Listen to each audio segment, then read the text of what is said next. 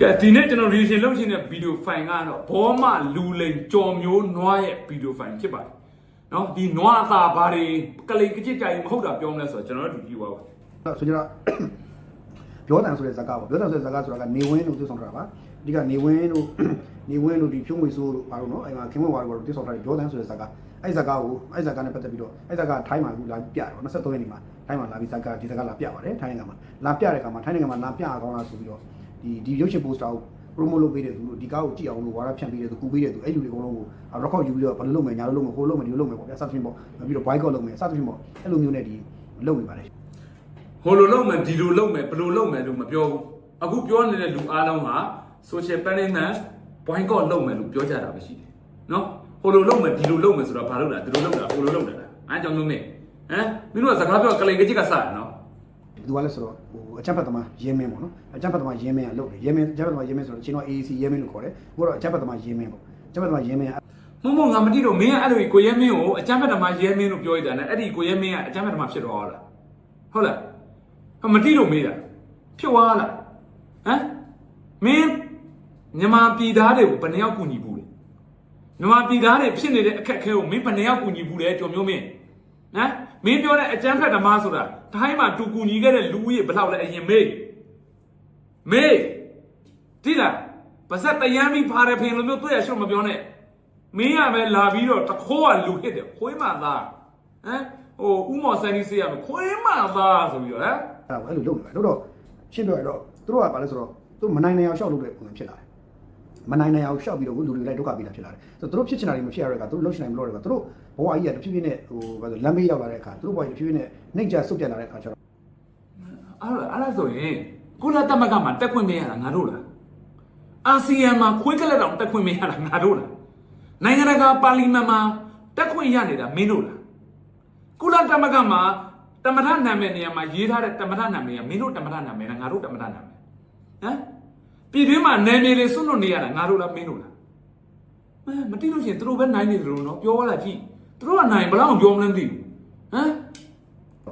တခြားသောသူတွေဘဝတွေကိုသူကလိုက်ဒုက္ခပေးဖို့ကြိုးစားတယ်အဲ့တော့ဟိုနာမည်ကောင်းရ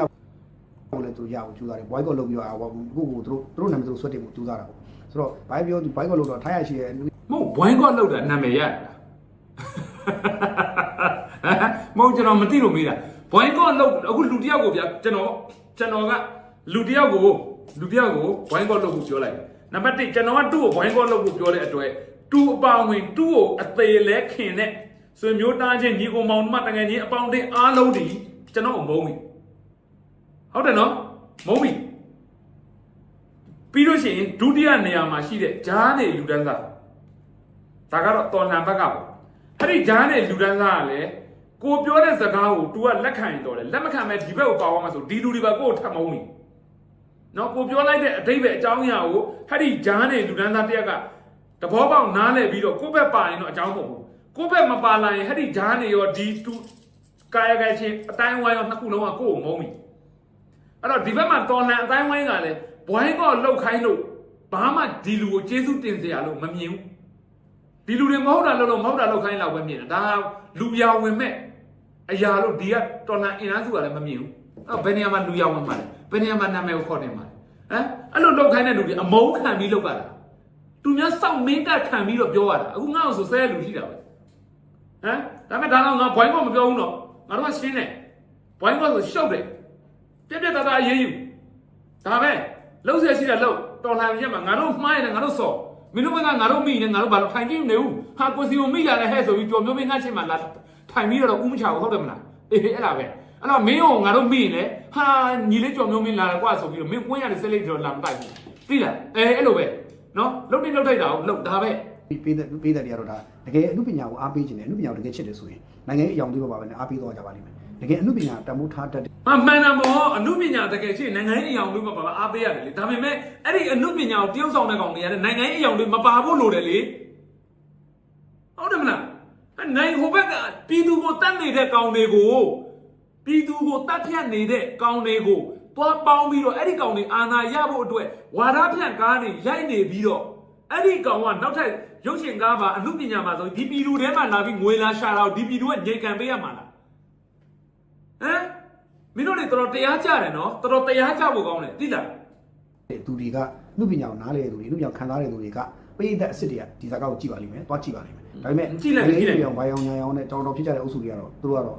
ဒီလိုမျိုးဒီအုပ်စုတွေရဲမင်းတို့အုပ်စုတွေ6လုံးလှန်လုံးတွေကြောင်းတချို့ကတော့စိုးရိမ်စိတ်တွေရှိနေတယ်ပေါ့ကျွန်တော်တို့ကဘယ်လိုဖြစ်ဖြစ်ထိုင်းမှာရောက်နေတဲ့မြန်မာတွေအားလုံးပြောချင်တာရှင်းရှင်းလေးပါပဲကိုယ့်ရက်တည်ချက်ကိုယ့်ယုံကြည်ချက်ကိုယ့်မျှော်လင့်ချက်ကိုယ့်ခံစားချက်ကိုယ့်ရဲ့ဆန္ဒနဲ့ကိုယ်ရက်တည်ပါဘယ်သူမှကြောက်စရာမလိုဘယ်သူမှပြည့်စက်ရမလို့ကိုယ့်လိုကိုယ်လိုပါကိုယ်ထမင်းကိုယ်စားကိုယ့်လိုကိုယ်လိုပြီးတော့ကိုယ့်ဘဝကိုယ်ထုတ်တဲ့ကိုယ်လုပ်ကြပါတစုံတယောက်တစုတစ်ဖွဲ့ကနေကိုယ်လာပြီးတော့ဒီလိုမျိုးလာပြီးဟိုလိုလုပ်ပါလားဒီလိုလုပ်ပါလားပြောလို့လုပ်ရတယ်ဆိုတော့အဲ့ဒါခင်ဗျားတို့ရဲ့ဘဝကိုသူတို့ကချဲ့နေတာပါပဲခင်ဗျားတို့ရဲ့ဘဝကိုသူတို့အနိုင်ကျင့်မှုကြိုးစားတာဒါကိုလည်းခင်ဗျားတို့ဟုတ်မင်းတို့တွေအဲ့ဇာခါကငါတို့လည်းပါစက်ယုံတွေမှာလိုက်ပြီးတော့စက်ကြီးကောက်တာလို့ငကုံတော့ပြောတာဗဇံကိုပတ်သက်မှကိုမချက်အခုငါမေးပါအောင်မယ်ထိုင်းမှာဒီရုပ်ရှင်ငါးတွေကိုမကြည့်ပါနဲ့ဒီကောင်တွေကိုအားမသေးပါနဲ့ဘဒူကဘဒူကိုခိုင်းစေတာမကြားဘူးလေဟမ်ဘဒူကဘဒူကိုချင်းချောက်တာရှိဘူးလေရှင့်ခေါ်တော့လာခဲ့ကွာနော်အဲ့ဒီကိုရဲမင်းအပါဝင်ငါတို့အားလုံးနော်တော်လိုင်းအင်အားစုမှာရက်တည်တဲ့လူတွေအားလုံးကဘယ်ပြည်သူတယောက်ကိုချင်းချောက်တာလို့အကြက်ကင်တာလို့မဟုတ်တာလို့ရှိလာခဲ့လာခဲ့ဟမ်ဟဲ့ထိုင်းမှာရောက်နေတဲ့လူတွေကလည်းသူများသွားချင်းချောက်လို့မရဘူးသူများသွားလောက်ခိုင်းလို့လည်းမရဘူးငါတို့တော်လိုင်းဘက်ကလူတွေပြောနေဆိုတာဒီလူတွေကဒလိုရှိတယ်ဒီလိုမကောင်းတဲ့လူတွေကိုဒလိုလောက်တဲ့နဲ့လမ်းကြောင်းပဲရှင်းပြတာသူတို့အုံနောက်ရှိတယ်သူတို့မှအတိတရားတွေရှိတယ်မင်းတို့လိုပြည်တွင်းမှာပိတ်နေတဲ့ကောင်တွေမဟုတ်ဘူးရှင်းလားနိုင်ငံတကာအမြင်ရှိတယ်အင်တာနက်လွတ်လပ်စွာသုံးစားတာသူတို့ကြိုက်တာသူတို့လေ့လာလို့ရတယ်နော်အဲ့ဒီအတွက်ကိုရဲမင်းပြောတယ်ဒီကောင်မျိုးတွေကသူတို့ဘွိုင်းကောက်လှုပ်ထင်တယ်သူတို့စဉ်းစားမှာပဲသူတို့မှအတိတရားရှိတယ်လေဟမ်အတင်းအဓမ္မခိုင်းထားတဲ့ပုံစံမျိုးအခုမင်းပြောနေတာဟမ်ပြီးကြလို့လိုပါတယ်ခင်ဗျားတို့တစ်ချိန်လုံး၄နှစ်ကျော်တစ်ချိန်လုံးခင်ဗျားတို့တောက်လျှောက်ပြအားပေးခံရတယ်တောက်လျှောက်ပုံစံမျိုးစုံနဲ့ပုံသွင်းခံရပြီးပြီအဲ့ဒါကိုမှခင်ဗျားတို့ကနားမလည်ကြသေးဘူးဆိုရင်တော့အခုချိန်နောက်နေသေးဘူးဆိုရင်ဒါကမဟုတ်ပုံစံမျိုးစုံနဲ့ပုံတွင်းတာငါတို့ကတွင်းတာဒါမင်းတို့စစ်တပ်ကတွင်းတာဟမ်အဲ့စရင်ဆိုပြီးတော့လူများအိမ်ပေါ်အချိန်မတော်တဲ့ဟမ်လာဖြစ်သားပြိုသမီးပြိုလေးအိမ်မှန်မတိခြံအောင်ပေါ်တက်လှမ်းစစ်ဖက်နဲ့အိမ်ပေါ်တက်ပြီးရင်ရက်ွက်ထဲနော်ကင်းဆောက်တဲ့လူပါအကုန်ခေါ်ညက်ပဲ့ဖမ်းဝါမနဲ့အလောင်းလာပို့ဘယ်ချိန်အပြင်မထွက်ကဘယ်ချိန်အပြင်ထွက်ကဘာမဝစ်ကပန်းမပန်ကပုံတွင်းနေတာပန်းပိုင်ဖမ်းဟိုမွေးနေ့မေစုမွေးနေ့စုမတောင်းရင်စုတောင်းရင်ဖမ်းငါတို့ထိုင်းမှာအဲ့လိုလုပ်တာမကြောက်ဘူးလားပုံတွင်းနေဆိုတော့ကြားဘူးလားတော်လိုင်းဘက်ကိုအားမပေးလို့ဒုက္ခသွားပေးတယ်ကြားဘူးလားပြောင်းပြန်မပြောနဲ့တခိုးကလူမဟစ်နဲ့မေလို့ရဲ့ဒီလားတခိုးလို့နေတခိုးကပဲမင်းတို့ကပဲလူဟစ်ထထအော်တယ်ခင်ဗျားတို့ရဲ့စဉ်းစားရမယ်အပိုင်းဖြစ်လာပြီပေါ့ခင်ဗျားတို့ရက်တိချက်ကိုစဉ်းစားရမှာဖြစ်လာပြီးတော့ခင်ဗျားတို့ဘောအချောင်းစဉ်းစားဖို့လိုလာပြီပေါ့ဆိုတော့လူတွေအားလုံးကကိုယ့်ဘဝကိုသွားနေကြတာပါနော်ဆိုတော့ဒါလေးတော့ကြည့်ကြလို့ပြောတာနောက်တစ်ခုကတစ်ချိန်တည်းမှာပဲဒီရုပ်ရှင်ကားတကာထွက်လာတယ်ပေါ့နော်ဒီဘာလို့ဆိုရွေးကောက်ပွဲနဲ့ဆက်ဆက်ပြီးတော့လက်ရှိနိုင်ငံရေးခင်းချင်းနဲ့ချိတ်ဆက်ရုပ်ရှင်ကားတကာထွက်လာပါတယ်အဲ့ဒါဘာလဲဆိုတော့ဒီဘာခေါ်လဲဆိုတော့ခေတ်သမိုင်းကိုဒုံဆိုင်မဲ့သူများဆိုတဲ့အမည်ပေးထားတဲ့တစ်ဖက်ကခေါ်ရွေးကောက်ပွဲစီးရုံးတဲ့ကားပေါ့တကယ်တော့ရွေးကောက်ပွဲစီးရုံးတာဆိုတော့ဒီကျွန်တော်တို့နိုင်ငံအနာဂတ်ကိုဘယ်လိုပုံဖော်သင့်လဲဆိုတာမျိုးဥတည်ရိုက်ထားတဲ့ဇာတ်ကားပေါ့နော်အဲ့ဇာတ်ကားကိုပြောဆောင်တာမင်းတော်ရကြော်လည်းမစောင်းတော်တယ်ဘယ်နေရာတိတယ်ဖာကြတဲ့နေရာမှာတားတော်တာမင်းတော်ချက်ကချီးကျူးတယ်ငါတို့တကယ်လားတိလားဘယ်နေရာဖာကြတဲ့နေရာမှာယောက်ျားကြီးတန်မဲ့ဖာကြတဲ့နေရာမင်းတားတော်နော်ဒီနေဝင်အေဂျင့်sorry အေဂျင့်မောင်ပြောတာနော်ကိုနေတို့မြင့်နေဝင်အေဂျင့်မောင်စရှိရဲ့နာမည်ကျော်ထိတ်တန့်ဖို့တေးဆောင်နေပုံပါပါတယ်ဒီဘက်မှာတော့ချူလေးကိုမင်းမြင့်မို့လို့အောင်ခိုင်းလို့ငါပြောကြလို့စူပါလင်းကိုတွက်လက်လို့စရှိရဲ့တေးဆောင်နေလေပေါပါတယ်ဒီတာကားကကြည့်ရတာလွန်ခဲ့တဲ့ကာလဒီနေ့ရိုက်ထားပုံပေါ်ပါတယ်ဘာလို့ဆိုတော့ဒီမှာစူပါလင်းအောင်ပါတယ်ဆိုကြတဲ့ကစူပါလင်းကရှာကိစ္စနဲ့မှုဖြစ်နေတဲ့လူကြောက်ဆိုတော့ဒါဆိုရင်လွန်ခဲ့တဲ့4-3လပေါ့နော်ဖြစ်နေတဲ့လူဆိုတော့ကြည့်ရတာဒီနှစ်စောပိုင်းကလေးကဒီကောက်ရိုက်ထားသလားသို့မဟုတ်ပြီးခဲ့တဲ့သိမ့်တန်ရိုက်ထားတာတော့မသိဘူးဘလို့ဖြစ်ဒီဇာတ်ကတော့ထွက်လာတဲ့အတွက်တစ်ဖက်ကတော့ဝါရဖြန့်ချီဘိုးဘက်ကပြည်ပြည်အုပ်စုတွေကတော့ဒါကြီးကိုတကုံပုံဖြတ်ပြီးပြောကြပါတယ်အဓိကဒေါ်လာကြီးကိုပုံဖြတ်တယ်ပေါ့ဗျာအဲ့လိုပြောတယ်ဒီလိုဝေဖန်လို့ကိုနေတို့မြင့်မြတ်တို့နေဝင်းတို့အေးချမ်းမောင်တို့ချူလေးမင်းမြင့်မို့အောင်ခိုင်းတဲ့ပြောကြော်စူပါလင်းတွက်လက်စရှိရဲ့အမှုညာရှိအကုန်လုံးဒီလိုဝေဖန်ဖို့ကမှလုပ်တယ်ဆိုတော့ဒီဇာတ်ကားထဲမှာတော့ကျွန်တော်ဇာတ်ကားကိုတေချာအစားဆုံးမကြည့်ရသေးပေမဲ့ကျွန်တော်နားလေတာတခုရှိတယ်ဒီအမှုညာရှိအကုန်လုံးဟာဘာလို့လဲမင်းနိုင်ငံတော်ကိုသူတို့ရဲ့တက်ဆွမ်းတဲ့ပညာနဲ့လူပညာနဲ့ပြန်ပြီးလုပ်ကြည့်ပြလာလို့ခေါ်တယ်ဘာလို့ဆိုတော့ကျွန်တော်စဉ်းစားကြည့်မယ်အခုလက်ရှိဟုတ်နိုင်ငံမောခန်းနိုင်ငံတော်ဆိုဘလို့ပြောရတယ်အဲ့ကြောင့်မျိုးမင်းငါမတိတော့ပဲနိုင်ငံတော်ကဘလို့လဲမင်းအမေလေးမင်းအောင်နိုင်ငံတော်လားဟုတ်လားအခုရွေးကောက်ပွဲဝင်မဲ့အဲ့စစ်ခွေးတွေကနိုင်ငံတော်လားအခုတိုင်းပြည်ကိုတက်ပြီးတော့အတင်းအဓမ္မအာဏာလုနေတဲ့ကောင်တွေနိုင်ငံတော်လားကိုမေကိုလုံးမြနိုင်ငံတော်ဆိုတဲ့စကားလုံးတော်တိအောင်ရင်လို့နော်ငါလုံးမသားတွေတိုင်းပြည်ကိုမျိုးစုံနဲ့ဖြစ်စည်း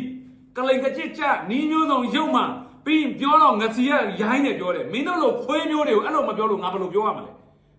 ဲမတိနိုင်ငံတော်ဆိုတာသူ့ပထွေးတွေကိုပဲကိုစားပြုလို့ပါလို့ငါလုံးမသားတွေမှတ်ထားနိုင်ငံတော်ဆိုတာပြည်သူအများစုကိုကိုစားပြုတာ ပြည်သူအများစုဒီနိုင်ငံတော်မှတ်ထားမင်းစောက်ပေါ်တွေပေါက်ခဲ့ရတယ်ဝါရဖြတ်မဟုတ်ကတွေပုံတွင်းပြည်သူတွေကိုအစိတ်ခတ် ပြည်သူလူထုကအမှုပညာရှင်တွေကြောင့်ပြည်သူလူထုကအသက်အိုးအိမ်စီးဘဝပေါင်းများပျက်စီးရပြည်သူလူရရှင်ချို့ကြောင့်အဲ့တော့ပြည်သူလူထုရဲ့ဘဝကိုလမ်းမကြီးပို့ခဲ့ရ ကြီးအနုပညာရှင်တချို့ကြောင့်ဆိုတဲ့ဟာမျိုးကတော်လန်ရင်းမှာအနုပညာရှင်ဓမ္မတွေမြောက်ပေးလို့လောက်ရတဲ့လူတယောက်ရှိရင်ပြားလို့ပြောတာငါပြောတာရှင်းရှင်းလေးမင်းတို့အဲ့ဒီစကားမင်းတို့ပြောခဲ့တာကြာပြီငါစိတ်ခေါ်ထားတာလည်းကြာပြီဒီတော်လန်ရင်းမှာအနုပညာရှင်အပါဝင်ငါတို့ဒီထောက်ပို့တွေပေါ့နော်ဘယ်သူဖြစ်သူများမြောက်ပေးလို့လောက်ရတယ်ဆိုတဲ့လူရှိပြစမ်းပါပြဒါကြတော့မင်းတို့မပြနိုင်မပြနိုင်ပဲမင်းတို့သူများမြောက်ပေးလို့မှအနုပညာရှင်မြောက်ပေးလို့ဒုက္ခရောက်တဲ့လူတွေအများကြီးဆိုတော့ဘလူတဲ့ဒါဆိုမင်းတို့ဟိုဗဇက်အားနဲ့ရှောက်ပြောတာပေါ့မင်းတို့မှတက်တဲ့တက်ကာရပြက်စရာမရှိဘဲနဲ့စီးမဲ့ကမ်းမဲ့လိုက်ပြောကြတာပေါ့အဲ့လိုလားအဲ့လိုဆိုလည်းပြီးရောလေဟုတ်တယ်မလားအတန်းတိတ်နေကြပြီပြည်သူလူထုအေးချမ်းစွာနေစေခြင်းနဲ့ပျော်ရွှင်စေခြင်းနဲ့ကောင်းမွန်နေစေခြင်းနဲ့လူတွေကြတော့ပြည်သူလူထုကိုဘယ်လိုစီးအောင်လဲဘယ်လိုပြန်ကောက်လဲပြည်သူလူထုအေးသန်းဖြစ်အောင်ပြည်သူလူထုကိုလမ်းပြဖို့ပဲလူရရှင်ချုံတာဝန်ရှိတယ်သူတို့တာဝန်ထမ်းဆောင်ဖို့သူတို့တေးဆောင်လူပြန်တဲ့ပညာနဲ့တက်တော့တဲ့ပညာနဲ့ပြည်သူလူထုတာဝန်ထမ်းဆောင်နေတယ်အဲ့တော့ရွေးကောက်ပွဲလိုဟာမျိုးဆိုရင်ရွေးကောက်ပွဲကိုထောက်ခံကြည့်ဖို့ပြီးတယ်နေတယ်ဒါလုပ်ပြီးတယ်အဲ့တော့21ခင်းချင်းမှာဆန္ဒပြတဲ့ဟာဒီမှာဆိုရင်ဆန္ဒပြတာရဲ့အချမ်းဖက်တာရဲ့မျိုးရှိတယ်ဆန္ဒပြတဲ့ဟာကဆန္ဒပြတဲ့အချိန်ကျွန်တော်တို့ကအကုန်လုံးကိုလက်ခံတယ်လူတယောက်ကဆန္ဒပြဝင်ဆန္ဒပြတော့ကျွန်တော်တို့ဘာမှဟိုကန့်ကွက်စရာမရှိဘူးဒါကြီးကိုကျွန်တော်တို့မှားတယ်မပြောဘူးတကယ်ဆန္ဒပြတဲ့နဲ့ပြတော့ကောင်းတယ်ဒါပေမဲ့ဆန္ဒပြတာကနေတော့အချမ်းဖက်လာတာကိုရက်ွက်ကကိုရက်ွက်ကိုတိုင်းလမ်းတိုင်းမှာခါကိုပိတ်ပြီးပြီးတော့ဟိုရက်ွက်တစ်ခုဟဲ့အောင်ခွေးမသားကျော်မျိုးမင်းဖာတယ်မသားဖာစကားမပြောနဲ့ပြည်သူကအရင်အကြမ်းဖက်လာတာပြည်သူကအရင်အဲ့ရက်ွက်လမ်းတွေကိုပိတ်တာလားမင်းစကားကိုဖာစကားမပြောနဲ့နော်ဒါတမိုင်းမဟုတ်သေးဘူးဆန္ဒပြပွဲမှာ3ရက်တိတိအတန်တိတ်ပြီးနေပေးခဲ့တယ်3ရက်ပြည့်တဲ့နေ့မှာထွက်ပြီးဆန္ဒဖော်ထုတ်ကြတယ်တပြေးပြေးနဲ့တောမျိုးလမ်းပေါ်လူပြည့်သွားတယ်အရှိကဆန္ဒပြပွဲတောင်းရင်အနောက်ကအမိုက်ကောက်တဲ့အဖွဲလိုက်တယ်အဲ့ဒါလို့ငိမ့်ချမ်းနေတဲ့လူကိုဘသူတွေအရင်စပစ်တာလေပေရတဲ့ကောင်တွေထွက်ခတ်ဆိုပြီးကားတွေမှန်တွေရိုက်ခွဲကင်းဆောင်နေတဲ့လူတွေကိုခေါင်းတက်ပြစ်ခစ်ကိုပြောင်းမြင်ခေါင်းပြစ်ဆိုပြီးတော့ခလေးတွေခေါင်းကိုစပစ်တာဘသူတွေလေမဲလေးဟဲ့မတိတမိုင်းဆိုရင်ဒီကောင်တွေဘလောက်လိမ်နေမသိဘူးနော်လက်ရှိလက်ငင်းတွေ့တော့ပြောင်းလိမ်နေကြည့်စမ်းအကျန်းဖတ်တာနဲ့စန္ဒပြတာနဲ့မတူဘူးပေါ့နောက်ပိုင်းမှာအကျန်းဖတ်လာတယ်ပေါ့ညို့လည်းကောင် RPG နဲ့တက်ထူတာတဲရမကားလို့ဒီမေစပ်ဖို့အပြားလိုက်ကားမလားမေလို့ကဲငေါ့ပြောစမ်းညို့လည်းကောင်မှာ RPG နဲ့ပြည်သူကိုတက်ထူတာတဲနဲ့မကားလို့မိမေစပ်ဖို့နဲ့ကားမလားလမ်းလည်းကောင်ပါတကယ်ကွာဒီတိုင်းနေရလေဟိုကျွန်တော်ကောင်းတာဒီတော်လိုင်းပြီးကျွန်တော်နိုင်ငံမလို့ကျွန်တော်ယုံလို့နိုင်ငံရေးတိုင်းဝိုင်းညစ်ပတ်စုပ်ပက်နေရောအမှန်တရားဆိုတော့ဘယ်မှာမှတော့ချောင်းလို့မတွေ့တယောက်ကလိန်ကကြစ်ကြတူငါကြော်ငါ့ကိုတူကြောဟိုမှန်တာလုံးမယ်ဆိုတဲ့စိတ်ရှိတဲ့ကောင်ပဲတပြေးပြေးနဲ့ဘေးရောက်တဲ့ပုံစံဖြစ်လာတယ်ကြည့်အခုဒီမှာပြောနေတယ်ဒါဆန္ဒပြပွဲလူတိုင်းတည်တယ်နော်ခင်ဗျားတို့တွေကျွန်တော်တို့တည်တယ်သူပြောတာမှားလားမှန်အဲ့ဒီမှားတဲ့ဟာကြီးကိုပြောနေတာကိုပြန်ပြောမဲ့လူမရှိတာဒါကြောင့်မလို့ကျွန်တော်တို့တွေအမုန်းခံပြီးပြောနေရတာမှားတာကြီးကိုမှန်တော့မနိုင်ဘူးအသက်သေးသေးသွားပြီကိုသေးသွားမှလည်းအဲ့ဒီအမှားကြီးတွေမှန်ကြဇာရှင်းချင်းလေးပဲအသက်ရှင်နေမြကာလပတ်လုံးမှားတာကိုတော့မှားတယ်ပဲလီးတော့မှအမှန်လက်မခံနိုင်ဘူးရှင်းချင်းလေးပဲကြောပါရဲ့